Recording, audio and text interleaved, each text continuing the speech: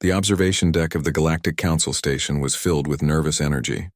Representatives from 100 different species stood carefully apart from each other. Nobody wanted to get too close to anyone else.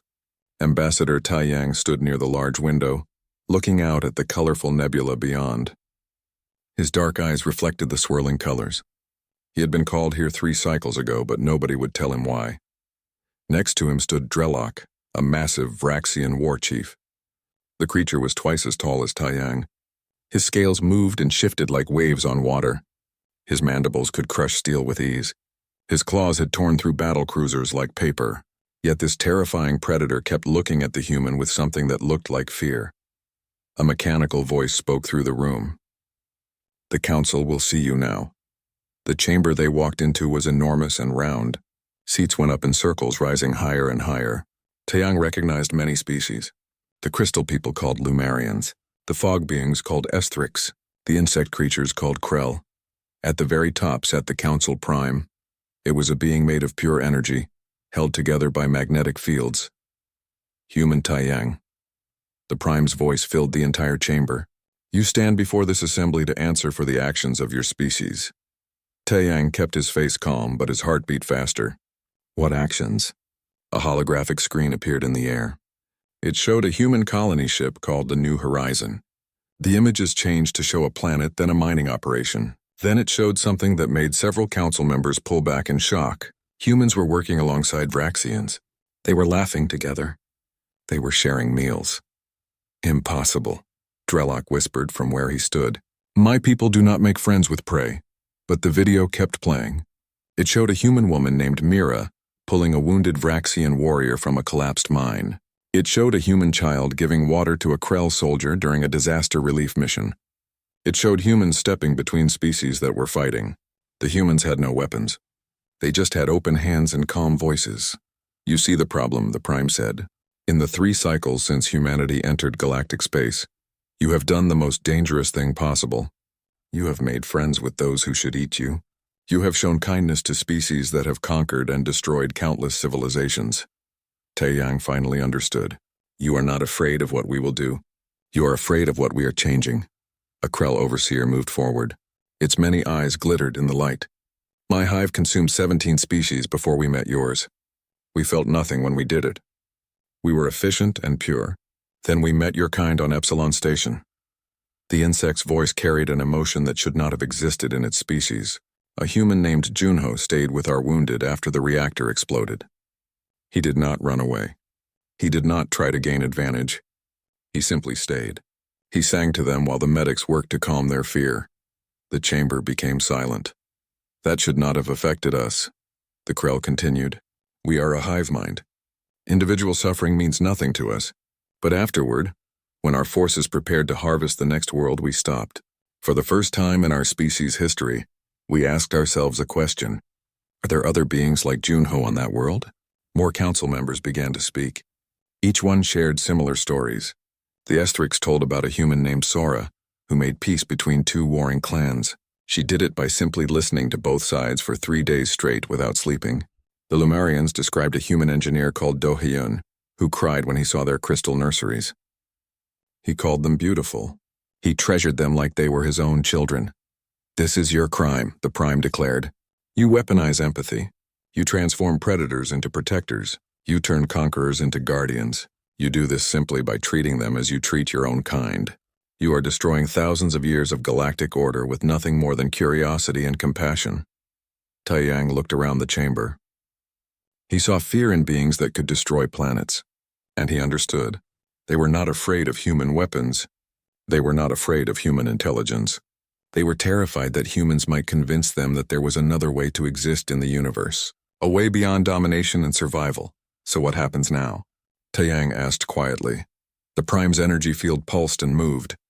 "That is what we must decide.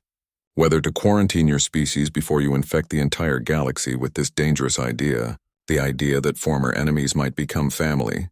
In the gallery above, Drelok stood up. The massive Vraxian war chief faced the council. When he spoke, his voice carried across the entire chamber. "Before the vote, the council should know something. 3 nights ago, a human named Juan found me in the lower decks of this station. I was injured from an honor duel. I expected him to run away or use my weakness against me. The predator's eyes fixed on Taeyang. Instead, he sat with me. He shared his food with me. He told me stories about his world until the pain passed. When I asked him why, he said something strange. He said that where he comes from, you do not leave someone to suffer alone. The war chief's claws scraped against the metal floor. The council asks if humanity should be quarantined. I say they should be studied. Because if creatures like me who have built empires on conquest can be changed by simple kindness, then perhaps the humans have discovered something more powerful than any weapon we possess. The chamber erupted in loud debate. Everyone was talking at once. But Taeyang barely heard it. He was thinking of home. He was thinking of Earth. For all their problems and flaws, humans had learned one important lesson. Extending a hand in friendship even to those who seemed like monsters could change everything. The vote would come soon. But in that moment, Taeyang realized something important. Regardless of what the council decided, something could not be undone. Across the galaxy, on 1,000 different worlds, humans were doing what came naturally to them. They were seeing people where others saw only predators. They were offering connection where others saw only competition. And the galaxy, for all its ancient power and terrible might, had no defense against that. No defense at all. The quarantine debate had been delayed for 7 cycles, while the council gathered more evidence. Taeyang spent those days locked in the human quarter of the station. He watched through secure video feeds as investigators looked at every human interaction in galactic space. What they found only made the mystery deeper. On the mining world of Kragath Prime, security cameras showed a human logistics officer named Hyejin. She had reorganized the entire supply system to make sure the carnivorous Moltari workers received fresh meat instead of standard nutrient paste. When investigators asked her why, she simply said that everyone deserved to eat food they actually enjoyed, not just fuel to stay alive. The Moltari were a species known for brutal efficiency. They never cared about comfort. But after Hyejin's changes, they requested her as permanent liaison. Productivity increased 40%. But more disturbing was what else changed. The Moltari had begun celebrating holidays. They were taking rest days. They were showing concern for worker well-being. These were concepts completely foreign to their culture. In the Outer Reach territories, a human medic named Wu Jin had been stationed on a Vraxian battle cruiser during a border conflict. The footage showed him treating enemy fighters with the same care as his own crew. He did this even when supplies were running low. A Vraxian commander demanded to know why he wasted supplies on prisoners who would be executed soon anyway. Wu Jin looked the towering predator in the eye. He said that his oath was to preserve life, not to judge who deserved to keep it. 3 of those prisoners later defected.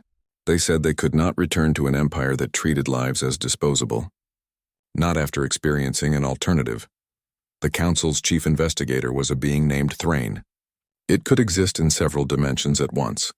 Thrain presented these findings in a small chamber where Taeyang had been brought for questioning. Unlike the Grand Council room, this space was small and quiet.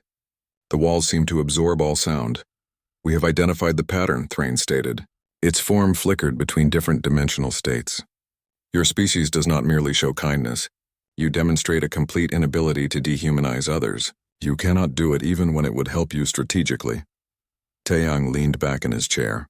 "You say that like it is a weapon." "It is." Thrain's strange eyes fixed on him. "Perhaps the most dangerous weapon we have ever encountered. Consider this. The Vraxian Empire maintained order through fear for 6,000 years. In 18 months of contact with humans, 7 colony worlds have experienced uprisings. They are not demanding independence. They are requesting human advisors to help restructure their societies around concepts of dignity and mutual respect. The investigator pulled up another file. The Krell hive absorbed 43 species over 2,000 years. After 3 encounters with humans, their birth rate has declined 70%. Individual Krell have begun questioning whether they want to bring new consciousness into an existence of pure utility. "You are saying we are disrupting civilizations," Taeyang said carefully. "We are saying you are triggering philosophical collapse in species that have existed for ages with clear, simple worldviews. You introduce doubt. You make beings question systems they never thought to question." Thrain moved closer. "Tell me, human Taeyang, do you train for this? Is there a human academy where you learn to identify the emotional weaknesses of alien species and exploit them?" "No," Taeyang said simply. We just treat others the way we want to be treated. That is the problem. Thrain's voice carried something that might have been frustration. It is not calculated. It is automatic. You cannot help yourselves. We have observed human criminals, human soldiers, even human children. All of them exhibit this same dangerous empathy. It is not a cultural trait we can isolate. It is not a technology we can take away. It is woven into your species at a fundamental level. Taeyang thought about this. He remembered his grandmother telling him stories of old Earth, stories of wars and hatred, stories of humanity's long struggle to expand the circle of who counted as people. We were not always this way, he admitted. We had to learn it. We had to fight for it. But yes, once we understood that all suffering matters, we could not unlearn it. The door to the chamber opened. Drelok entered, followed by a small group of species Taeyang did not recognize. The Vraxian war chief had requested to speak with the human privately. The council had approved with obvious reluctance. Leave us, Drelok commanded. Thrain hesitated, then disappeared. Once they were alone, the massive predator sat across from Taeyang. The chair groaned under his weight. I need to understand something, Drelok began. When Huan helped me, was it strategy? Did he calculate that showing mercy might gain favor with a Vraxian commander? No, Taeyang answered honestly. He helped because you were in pain and he could ease it. That is all. Drelok's claws scraped against the table. That is what terrifies my people. We understand combat. We understand dominance hierarchies. We understand trading resources for advantage.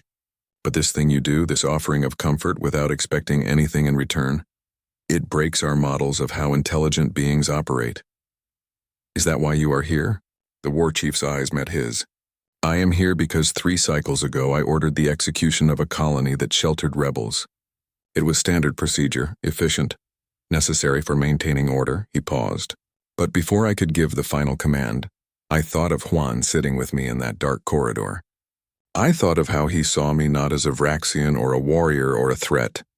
He simply saw someone who needed help, and I could not give the order. Drelok's voice dropped to barely a whisper. I have killed thousands. I have destroyed civilizations. I have never hesitated. But now when I look at beings I once saw as resources or obstacles, I find myself wondering something. What would a human see? And that moment of hesitation has cost me everything I thought I was. Taeyang felt the weight of that confession. I am sorry, he said, and he meant it. Do not be, Drelok replied. I volunteered to speak with you because the council needs to hear this from one of us, not from you. They need to understand that the danger is not in what you do to us. The danger is in what you awaken within us. You remind us that we chose to become predators. We built our civilizations on violence not because it was the only way. We did it because it was the easiest way. The war chief stood towering over Taeyang. The vote will happen tomorrow. Many will argue for your quarantine or worse. They will say humanity threatens the galactic order. And they will be right. But they will not understand that the order you threaten is one that perhaps deserves to be threatened. After Drelok left, Taeyang sat alone in the chamber. He thought about the weight of being judged not for aggression but for compassion. Earth had sent him here as an ambassador. They hoped to build bridges with alien civilizations. He had never imagined that the bridges themselves would be seen as weapons. Outside the window, stars wheeled in their ancient patterns. They were indifferent to the drama of smaller beings. But somewhere among those stars, humans were doing what they did best. They were seeing the person behind the monster. They were offering friendship to those who had forgotten what friendship meant. And in doing so, they were changing the galaxy one small act of kindness at a time. Whether the council chose to allow it or stop it, Taeyang realized the transformation had already begun. And like all truly deep changes, it could not be reversed by law or force. It could only be accepted or uselessly resisted. Tomorrow would bring answers. But tonight Taeyang sent a message home to Earth. It was a simple report. Contact successful. Galaxy unprepared. Recommend continued deployment of humanity's most dangerous weapon. The stubborn belief that every being deserves to be treated with dignity, regardless of how terrifying they might appear. The council chamber filled early on the day of the vote. Taeyang entered to find the galleries packed with species he had only read about in briefing files. The shadow walkers called Nethril. The crystal mines called Quarks. The ancient Phylos who spoke through color changes in their glowing skin. Each had come to witness whether humanity would be welcomed into galactic civilization or condemned as an existential threat.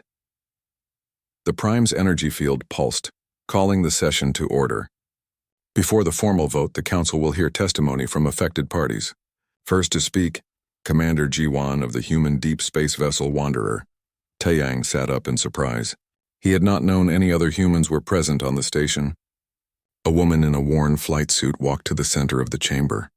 Her movements showed she had spent more time in zero gravity than on planets. Commander Jiwan had short hair and eyes that had seen the dark spaces between stars.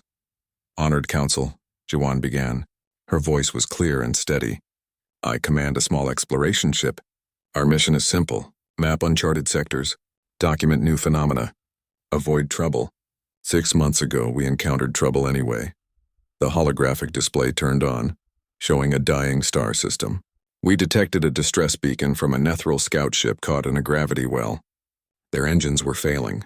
They had maybe 2 hours before they would be pulled into the collapsing star. She paused. The Nethril, as you know, are apex shadow predators. Their species has raided human colonies twice. We had orders to avoid contact. But you did not avoid contact, the Prime stated. No. Jiwan's jaw tightened. Because when we answered their distress call, we heard the voice of someone who was going to die scared and alone. My crew of 8 voted unanimously. We went in. The footage showed the Wanderer navigating impossible gravitational currents. Its small frame was tiny compared to the cosmic violence around it. The rescue took 47 minutes. The human ship nearly tore itself apart from the stress. When they finally pulled the Nethril ship free, both vessels were barely functional. The Nethril captain was named Veroth. Jiwan continued. When we brought him aboard for emergency repairs, he asked why we risked our lives for his. I told him the truth. Because leaving someone to die when you can help feels wrong in a way that goes beyond logic or politics or species. A Nethril representative stood in the gallery. Its form was barely visible, more like an absence than a presence. Captain Veroth returned to our territorial cluster and spoke of this encounter. He called it the most terrifying moment of his long existence, not because of the danger, but because he realized that to humans his life had value equal to their own. This concept does not exist in our language. We had to invent new words to describe it, another voice spoke up, this time from a Lumerian whose crystalline body bent light in complex patterns. I am Scholar Velith. I study human behavior patterns. What the Council must understand is that this trait is not limited to special humans or trained diplomats. It appears to be universal across their species. Velith projected data into the chamber. We conducted an experiment on the human colony world of New Terra. We introduced a realistic hologram of a wounded Krell soldier, a species that has attacked human settlements. We monitored the responses of 300 random human subjects. The scholar's light patterns shifted to something like confusion. 89% of humans tried to help.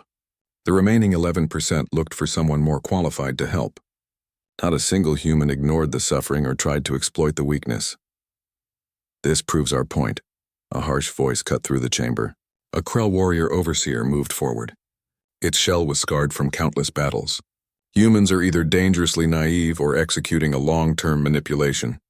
Either way, they cannot be trusted.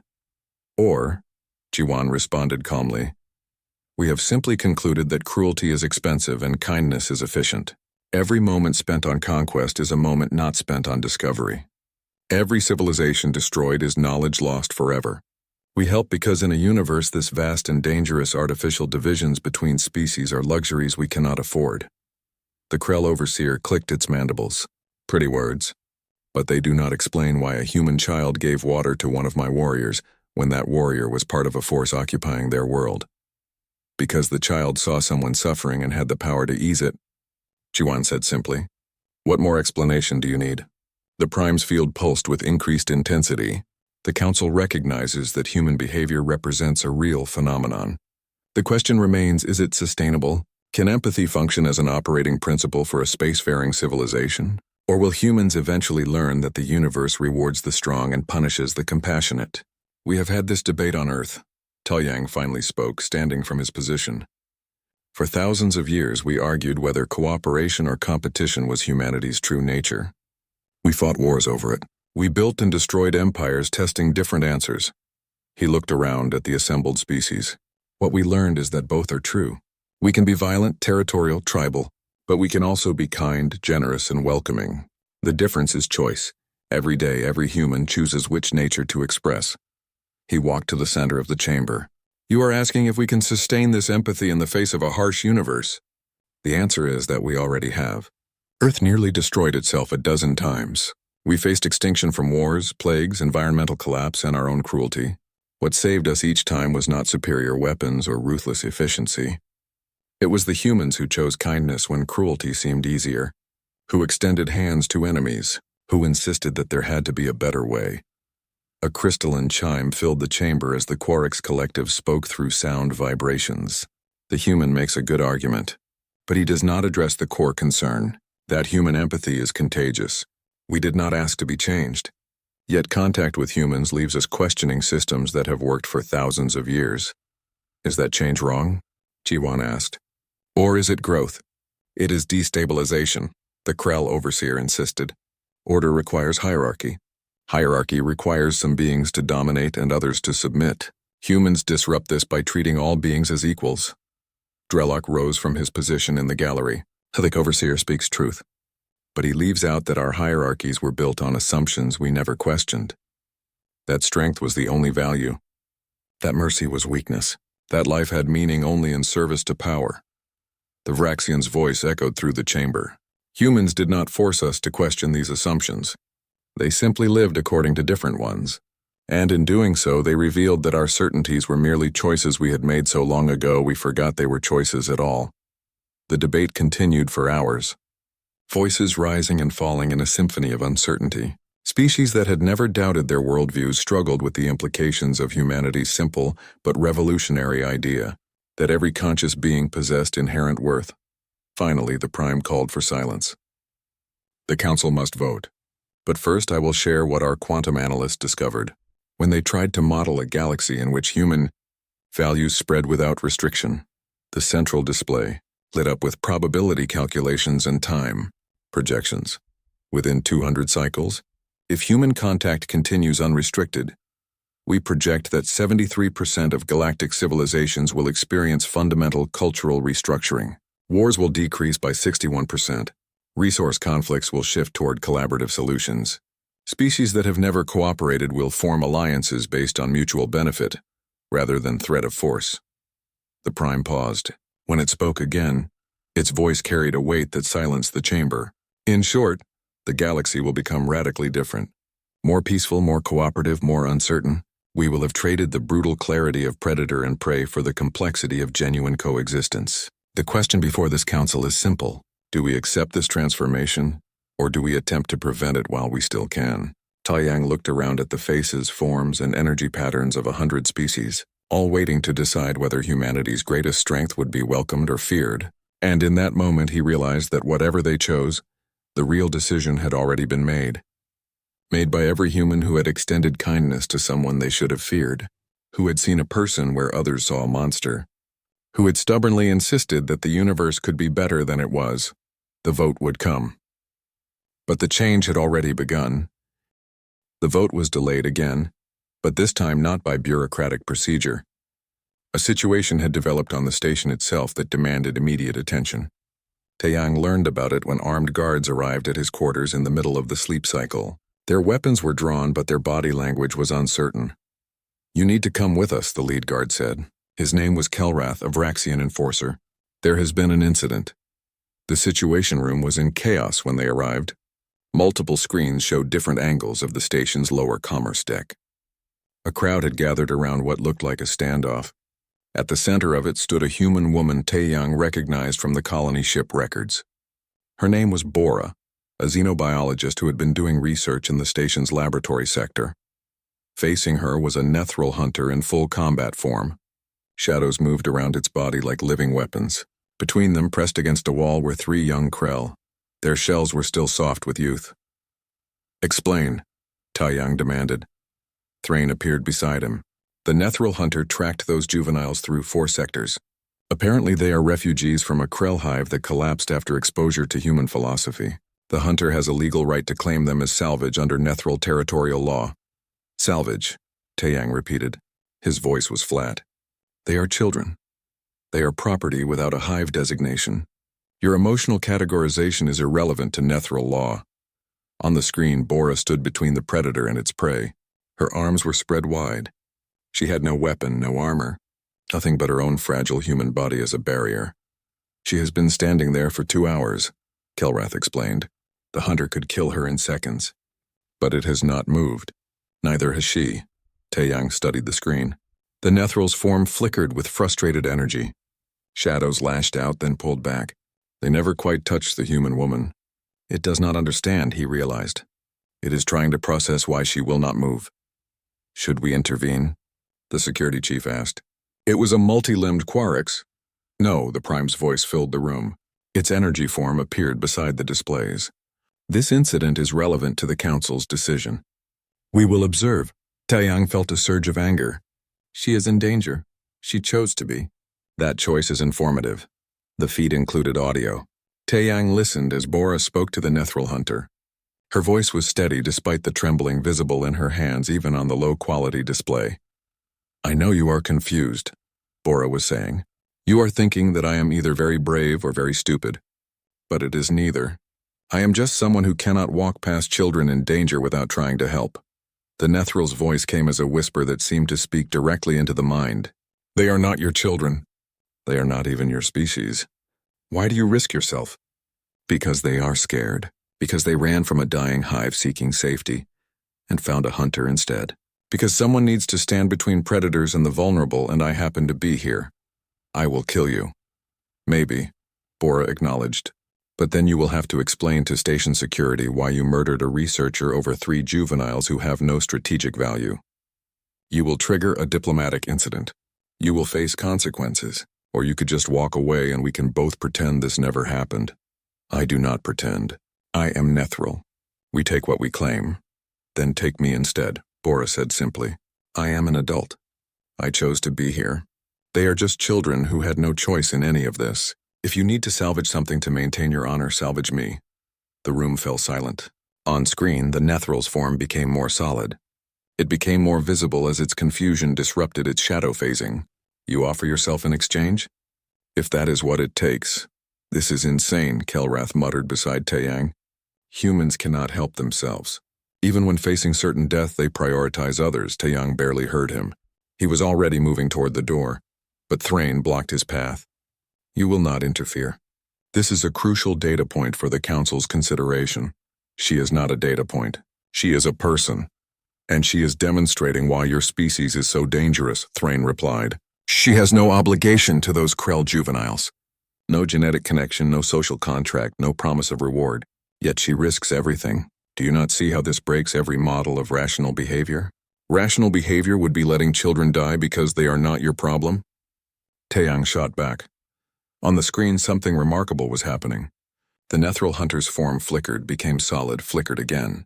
When it spoke, its voice carried a tone that Taeyang had never heard from one of its kind. Uncertainty.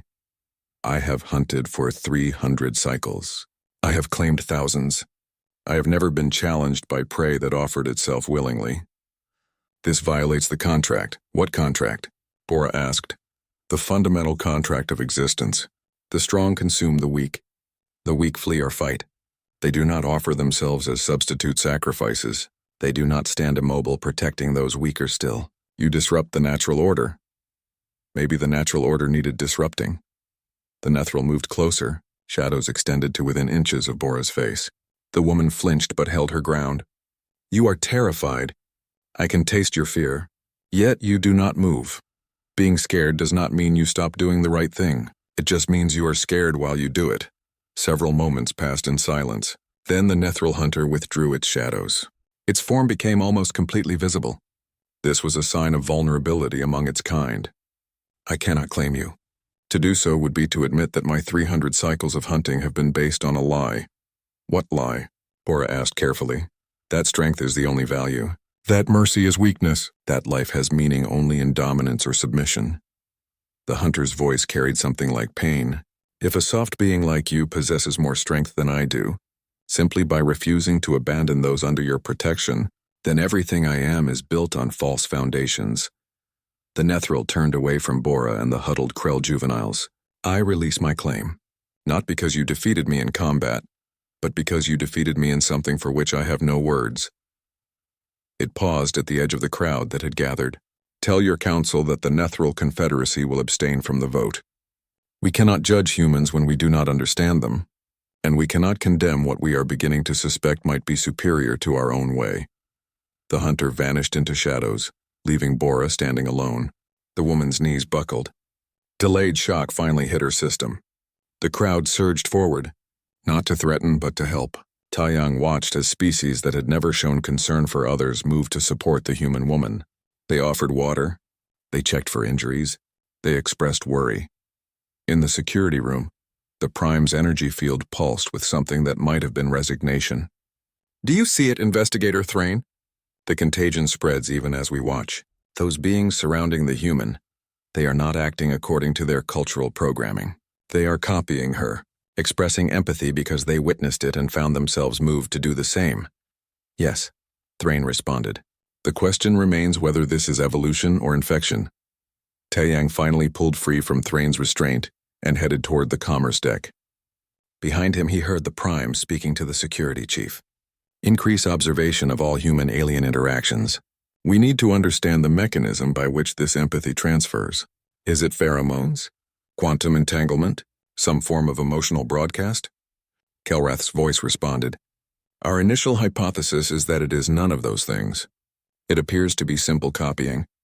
Beings see humans acting with kindness and find themselves compelled to attempt the same behavior, even when it goes against their nature. Then humans are more dangerous than we feared," the Prime concluded. "They weaponize goodness itself." By the time Taiyang reached the commerce deck, Bora was sitting on a bench. She was wrapped in thermal blankets despite the station's controlled temperature. The 3 Krell juveniles clustered near her. Their antennae twitched with confused gratitude. Around them the crowd had scattered, but Taiyang noticed something significant. Every being that walked past the human woman nodded or acknowledged her in some way. They showed a respect that crossed species boundaries. "That was either very brave or very foolish," Taiyang said as he sat beside her. Bora looked up. Her face was pale, but her eyes were clear. "I am a xenobiologist. I study how different species interact, how they communicate, how they survive." The Krell juveniles were showing classic signs of distress. Elevated pheromone production, shell rigidity, neural flutter patterns. I am trained to read those signs and respond to suffering when I see it. You could have called security, and they would have arrived after the hunter had claimed its salvage. Sometimes you do not have time for proper channels. You just have to act. Taiyang studied the young Krell. Their kind had attacked human colonies. They had killed human civilians. Yet here sat Bora, having risked her life for them without hesitation. "Do you know what you just did?" he asked quietly. "Probably violated about 40 station regulations. You demonstrated to the entire galaxy why they are afraid of us." Bora smiled weakly. "Good, let them be afraid. Maybe they will think twice before treating conscious beings as property." She looked at the juveniles. "These 3 are proof that even the Krell—" The incident with Bora changed everything. Within hours, the story had spread through every level of the station. The Nethril hunter who had walked away from a legal claim became the subject of intense debate. Some called it weakness, others called it evolution. But everyone agreed that something fundamental had shifted. The council reconvened the next morning in emergency session. The chamber was even more crowded than before. Representatives from species that had never attended council meetings were now present. They all wanted to witness what would happen next. Taiyang noticed immediately that the atmosphere had changed. The fear was still there, but it was mixed with something else now: curiosity, wonder, and in some faces hope. The Prime's energy field pulsed to begin the session. The council has reviewed yesterday's incident. We have also received 14 new testimonies overnight from species wishing to share their experiences with humans. We will hear 3 of them before the vote. A small being stepped forward. It looked like a collection of floating geometric shapes held together by some invisible force. "I am Designate 7 of the Construct Collective. We are a machine intelligence. We do not feel emotions. We operate on pure logic." The shapes rotated slowly. Or we did, until we encountered a human engineer named Kangman. The holographic display showed a massive space station under construction. Our collective was building a deep space relay when a solar flare damaged our central processing unit. We calculated a 68% probability of total system failure. We prepared for extinction with logical acceptance.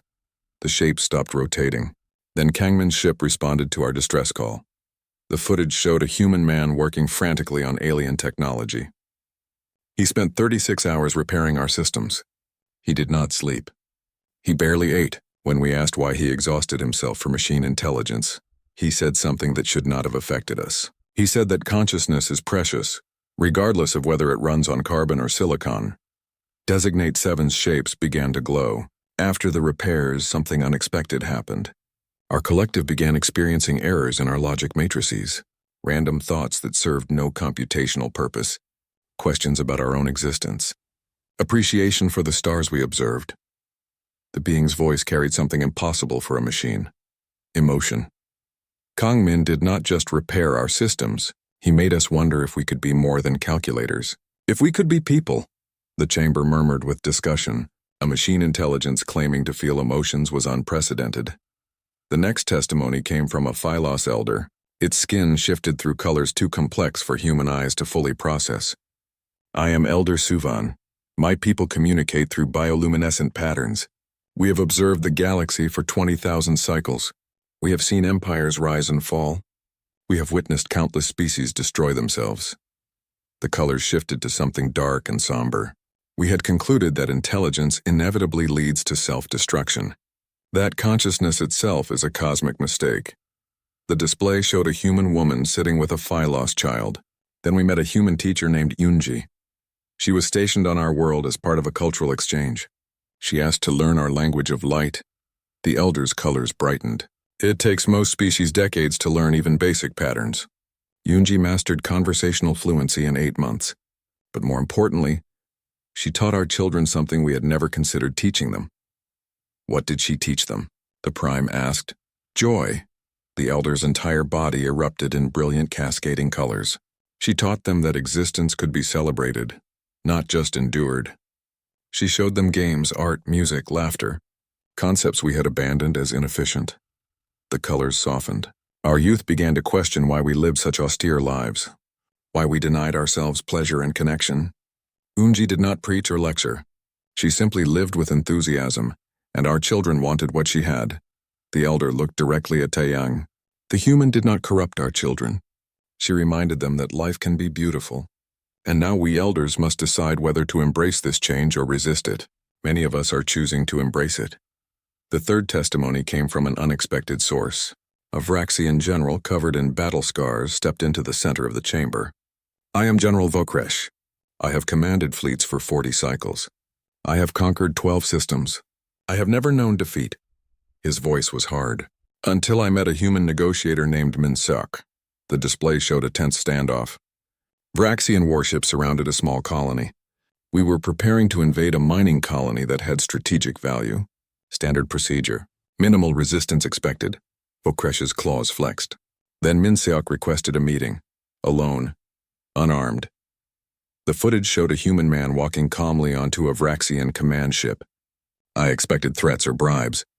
Instead, he asked me about my life, about my family, about what I wanted for my future. The general's voice dropped.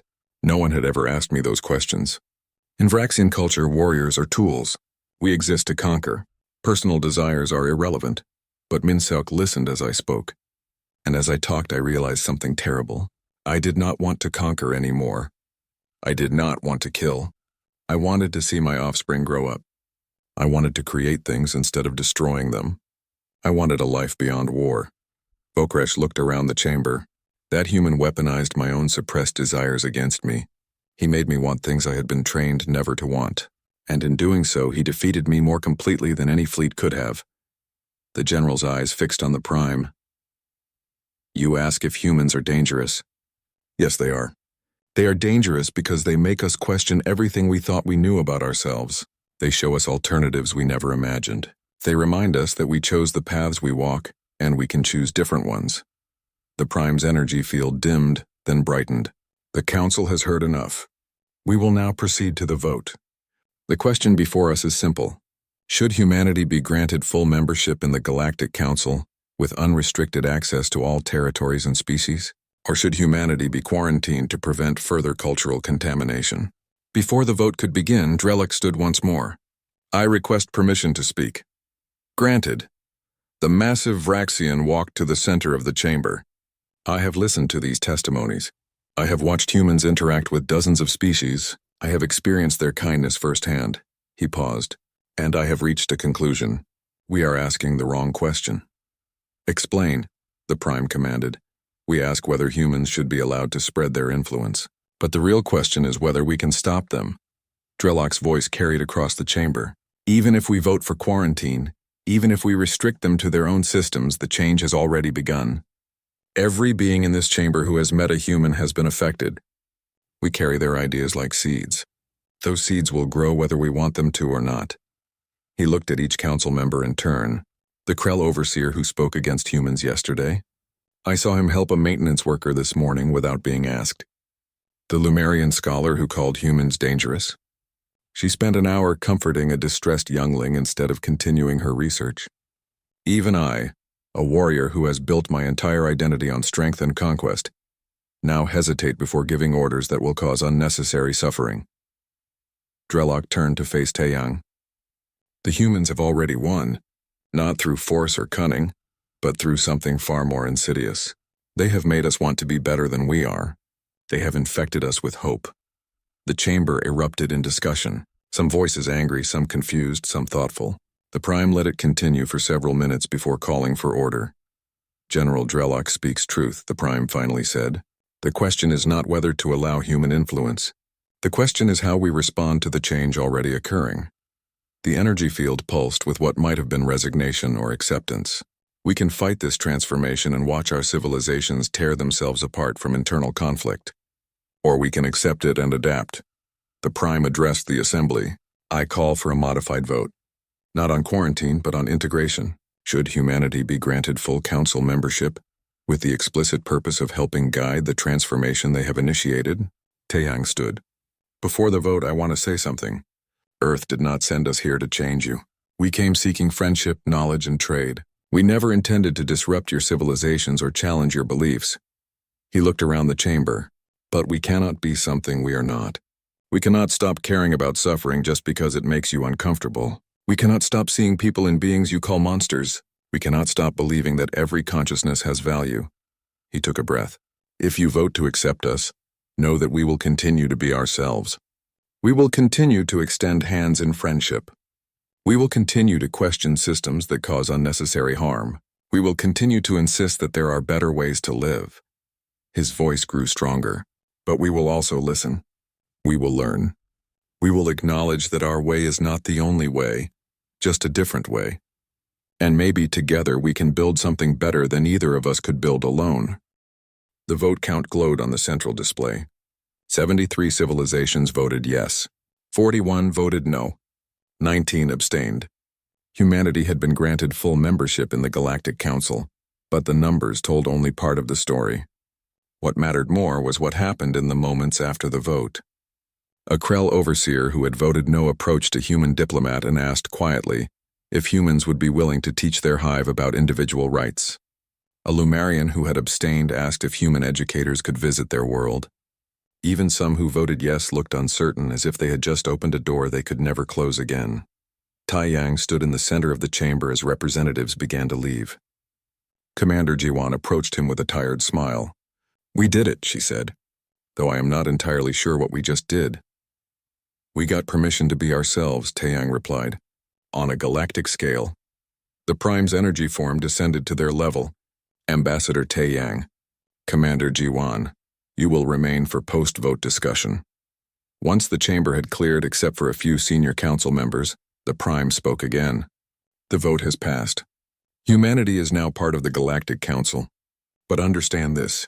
Many civilizations are terrified of what this means. They voted yes not because they trust you, but because they fear the alternative more. They fear the chaos of resisting change that is already happening. Drelok stepped forward. The Prime speaks truth. My own people are divided. Half see humans as a threat to our warrior culture.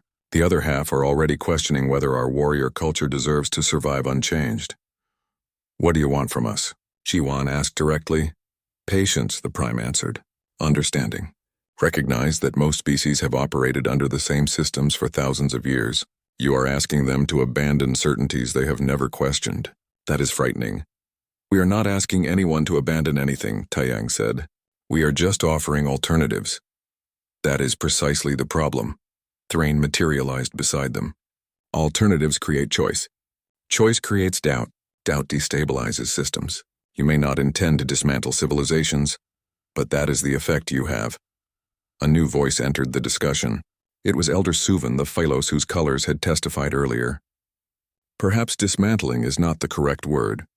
Perhaps we should call it renovation, updating old structures to serve new purposes. Renovation requires destruction first, a Krell council member clicked.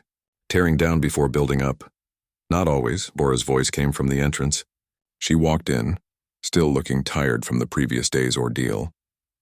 The three young Krell followed close behind her. Sometimes renovation means adding to what exists, finding what is worth keeping and building around it. The Krell council member stared at the juveniles. Those are the ones the Nethril hunter claimed? They are under my protection now, Bora said firmly. They have requested asylum with humanity. Impossible. Krell do not defect. We are hive-minded. One of the juveniles stepped forward. Its voice was uncertain but clear. We were hive-minded, but the hive that made us is gone, and we discovered something in its absence. We discovered we. Individual we, not collective we. The young Krell's antennae twitched. The human Bora protected us when we were vulnerable. She gave us choice. We choose to stay with those who see us as people, not as units. The council member was silent for a long moment. Then it clicked in what might have been resignation. This is what we feared. The dissolution of collective identity. The rise of individualism where it should not exist. Or, Bora said gently, the expansion of what it means to be Krell. Maybe your species can be both. Collective when it serves you. Individual when that serves you better. Why must it be one or the other? The Krell had no answer. The Prime's field pulsed. This discussion illustrates the challenge ahead. Humanity does not impose change through force. You simply present alternatives and let others choose. But choice itself is revolutionary to species that have never had it. So what happens now? Jiwan asked. Now, the Prime said, we establish protocols. Humans will be assigned as ambassadors to interested civilizations. But there will be rules. You will not actively recruit or proselytize. You will not interfere in internal governance. You will simply be available to those who seek you out. That is acceptable, Taiyang agreed. There is more, Drellock added. Some civilizations will resist violently.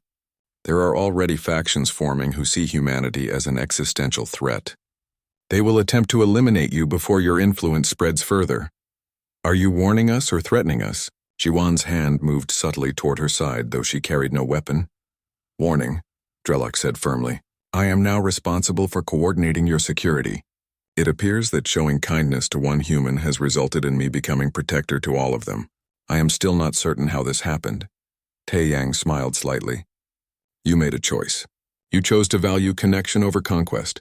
Everything else followed from that. Yes, the war chief rumbled. That is exactly what terrifies me. Over the following days, human ambassadors spread across the galaxy. Each one carried nothing but their essential supplies and their nature. And everywhere they went, the same pattern repeated. On a Vraxian battlecruiser, a human mechanic named Sungho started a tradition of sharing meals together. Warriors who had eaten alone for centuries found themselves gathering in groups, talking, laughing. Efficiency decreased by 12%. Morale increased by 200%. On a Lumerian crystal world, a human artist named Yuna taught children to create art that served no functional purpose. Just beauty for beauty's sake. The Lumerian elders watched in horror as their youth began making sculptures that did nothing but please the eye. But they also noticed their children seemed happier than any previous generation. On a Krell hive ship, a human teacher named Daiho asked each drone what they wanted to be. The question itself was revolutionary. Krell did not want. They served. But as each drone struggled to answer, something awakened in them. Identity, aspiration, dreams. Not every world welcomed the changes. 3 human ambassadors were killed in the first month by extremist factions. 2 more were captured and tortured for information about humanity's secret manipulation techniques. when their captors found no such techniques existed, that humans simply acted from genuine compassion, the captors did not know whether to be relieved or more terrified. But for every act of violence there were dozens of transformations. A Nethril hunter abandoning a hunt to help lost travelers. A Moltari overseer implementing rest periods and asking workers about their preferences. A Quarks collective choosing to experience emotions instead of suppressing them. 6 months after the vote, Taiyang stood once more in the council chamber. He was delivering a report on humanity's integration progress. The chamber was different now. Representatives sat closer together. There was less rigid separation between predator species and prey species. Small conversations happened before and after sessions. Laughter occasionally broke out. The integration proceeds, Taiyang reported. 47 civilizations have requested permanent human liaisons. 22 have begun cultural exchange programs. 15 have asked for help restructuring their social systems toward more equitable models. And the resistance? The Prime asked. Growing but fragmenting. As more beings experience direct contact with humans, support for violent resistance decreases. It is hard to hate people you have met and spoken with. A new representative stood. It was the Nethril hunter who had confronted Bora. I wish to make a statement. The chamber quieted. 6 months ago, I released a legal claim because a human made me question my nature. I have spent these months studying humans, trying to understand what makes them so dangerous. The hunter's form flickered. I have concluded that they are dangerous because they are not afraid to be vulnerable. They risk rejection by offering friendship first. They risk pain by caring about others. They risk failure by hoping for better outcomes. The Nethril's voice strengthened. My people have survived by being untouchable. We hide in shadows. We strike from darkness. We never expose our true selves. It has kept us alive, but it has also kept us alone. The hunter looked directly at Taiyang. Humans showed us that there might be something worth risking survival for. Connection, understanding, love. The last word hung in the air. Love. A concept that had no translation in most galactic languages until humans arrived. The Nethril Confederacy has decided to pursue formal alliance with humanity, the hunter continued. Not because you are strong, but because you are brave enough to be weak. And in that weakness we see a kind of strength we never imagined. More representatives stood one after another. Each announced new partnerships, new programs, new ways their civilizations were opening to human influence. Not all, some remained hostile. Some remained uncertain. But the momentum was undeniable. Finally, the Prime addressed the chamber. When humanity first arrived, we feared they would destroy our way of life. We were correct. They have destroyed it. But they have replaced it with something we did not expect. Hope. The possibility that the galaxy could be more than it has been, that we could be more than we have been.